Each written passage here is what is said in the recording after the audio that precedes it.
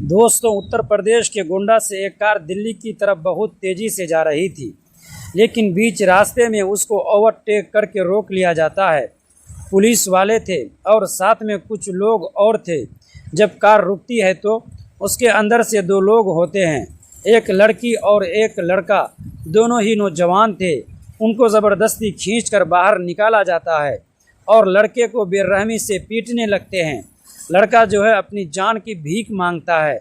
लड़की भी उसे बचाने की कोशिश करती है, लेकिन दोस्तों उसे भी मारा और पीटा जाता है। उससे ये कहा जाता है कि तेरी चर्बी तो हम घर पर चलकर उतारेंगे दोस्तों, और बहुत ज़बरदस्ती मारा जाता है। दोस्तों, वीडियो में आगे बढ़ने से पहले वीडियो को लाइक और हमारे चैनल को सब्सक्राइब करके प्लीज़ हमारा सपोर्ट ज़रूर कर दीजिएगा। दोस्तों, चलते हैं आज की कहानी की तरफ। आर्यन, लगता है वो लोग अभी भी हमारा पीछा कर रहे हैं, उसने कांपती आवाज़ में कहा। आर्यन ने एक्सीलेटर और दबा दिया। बस थोड़ा और दिल्ली पहुंच जाने दीजिए, कोई कुछ नहीं कर पाएगा। लेकिन तभी पीछे से दो काली स्कॉर्पियो तेज़ रफ्तार में उनकी कार के करीब आने लगी। उनकी हेडलाइट्स इतनी तेज़ थी कि आर्यन की आंखें चौंध दिया गई। भगवान! निशा डर गई। निशा घबरा गई। अचानक एक स्कॉर्पियो ने उनकी कार को ओवरटेक करके आगे ब्रेक मार दिया। दूसरी गाड़ी पीछे आकर रुक गई। आर्यन की कार बीच सड़क पर फंस चुकी थी। 4-5 आदमी तेजी से नीचे उतरे। उनके साथ दो पुलिस वाले भी थे। दरवाज़ा खोल, हरामखोर! एक आदमी ज़ोर से चिल्लाया। आर्यन कुछ समझ पाता उससे पहले कार का शीशा डंडे से तोड़ दिया गया। दोनों को ज़बरदस्ती बाहर घसीट लिया गया। साहब, छोड़ दीजिए, हमने क्या किया है? आर्यन हाथ जोड़ने लगा, लेकिन अगले ही पल एक जोरदार लाठी उसके पेट में मारी गई। वह सड़क पर गिर पड़ा।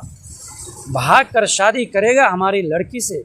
एक आदमी गुड़िया और उसे बेरहमी से पीटने लगा। निशा चीखते हुए आर्यन को बचाने दौड़ी। पापा, बस करिए, मैं उससे प्यार करती हूँ। लेकिन उसके पिता ने गुस्से में उसे जोरदार थप्पड़ मार दिया। चुप, तेरी चर्बी तो घर जाकर उतारेंगे। एक पुलिस वाला यह सब कुछ खामोशी से देख रहा था। ऐसा लग रहा था जैसे उसे पहले से सब पता हो। आर्यन के चेहरे से खून बहने लगा। वह बार बार दया की भीख मांग रहा था। साहब, मारिए मत, हम दोनों बालिग हो चुके हैं।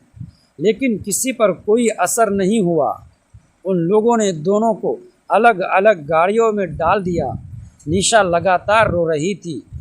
उसका फ़ोन तोड़ दिया गया था। आर्यन को पीछे सीट पर फेंक कर उसके हाथ बांध दिया गया था। करीब 2 घंटे बाद काफिला गोंडा के पास एक पुराने फार्म हाउस पर पहुंचा।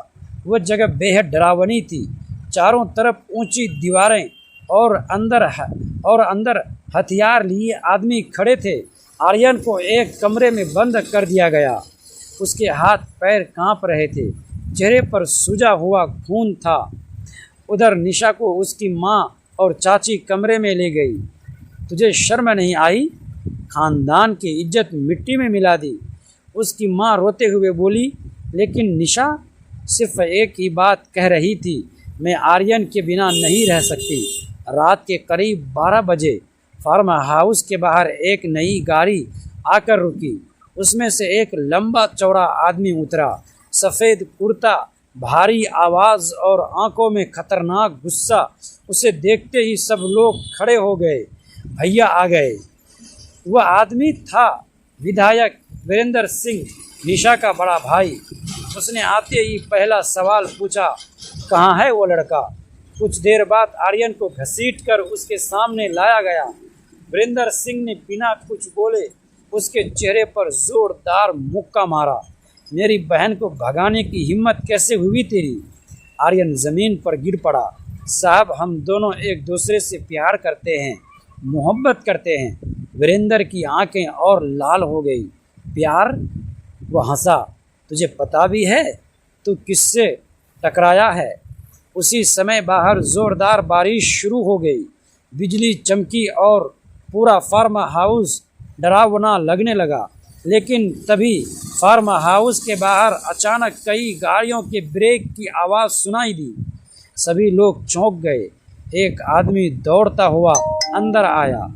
भैया, पुलिस की दूसरी टीम आई है, साथ में मीडिया भी है।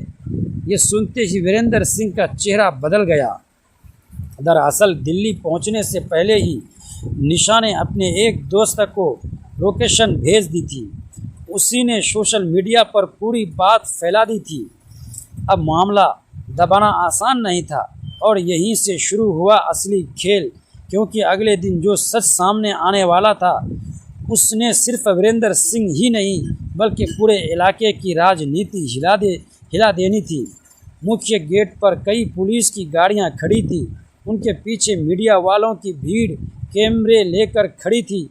तेज़ बारिश के बीच कैमरों की फ्लैश लगातार चमक रही थी। एक महिला पुलिस अधिकारी आगे बढ़ी। वीरेंद्र सिंह जी, हमें सूचना मिली है कि यहाँ 2 बालिग युवाओं को गैर कानूनी तरीके से बंधक बनाकर रखा गया है।